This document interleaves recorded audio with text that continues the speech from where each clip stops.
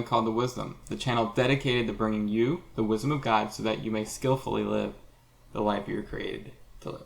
As a quick recap, the last verse we read went something like this. Hear, my son, your father's instructions, in which everything that follows from here on out are his instructions to those who desire to become wise. And since you're watching this video, I surely hope that is you. And so today's video is the beginning of said instructions. And so pay close attention, for your journey of wisdom hinges upon whether or not you take heed of what he has to say in today's video. Are you ready? Let's go.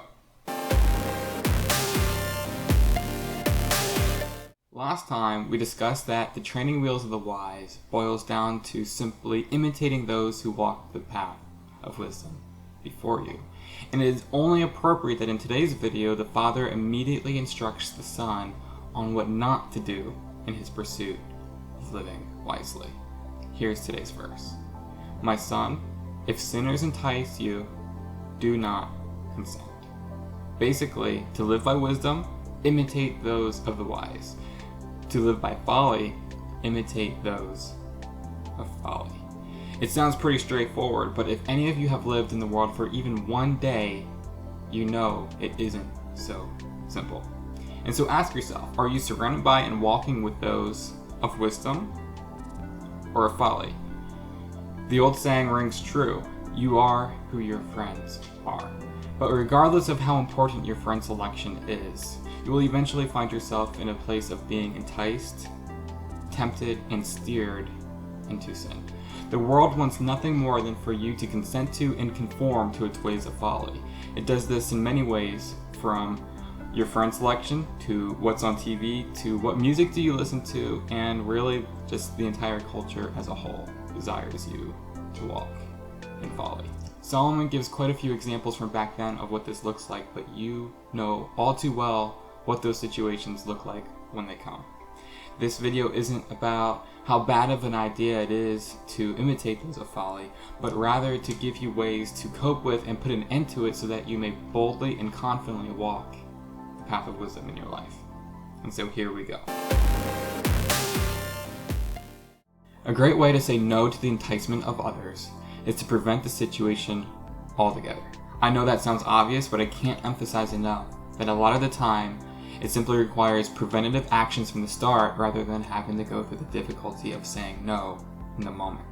The point I'm trying to say is this: if at all costs, don't allow yourself to be in this situation to begin with.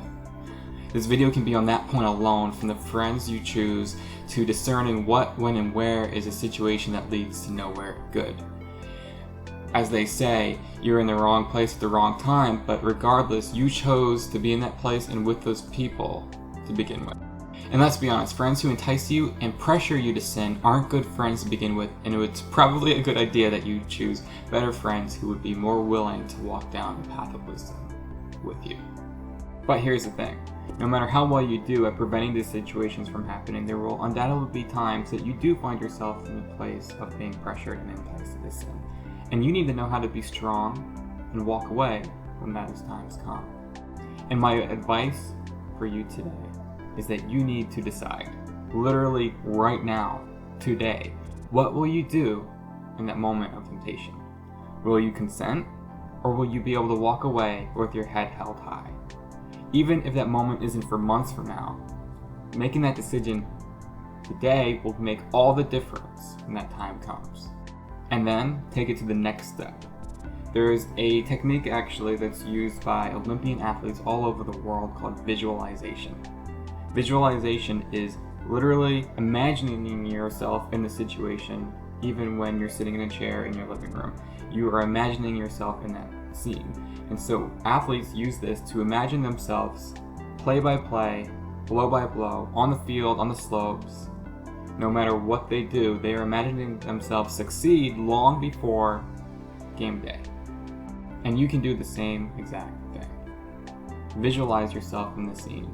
Imagine the crowd, the pressure, the enticement, the temptation that you're feeling inside, the desire to conform, and then say no.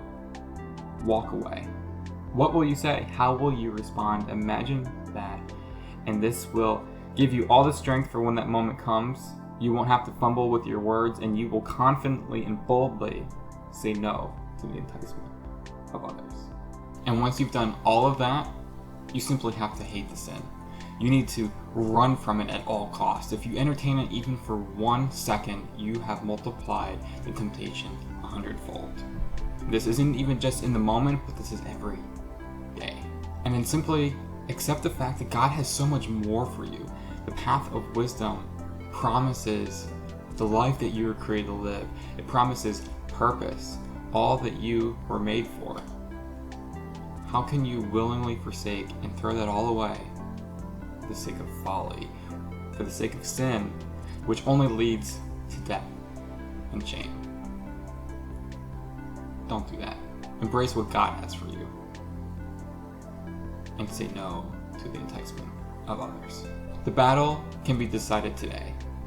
You don't have to wait until the moment of enticement or temptation to make that decision. You don't have to wait until that moment to decide what you're going to say. You can win the battle right here, right now.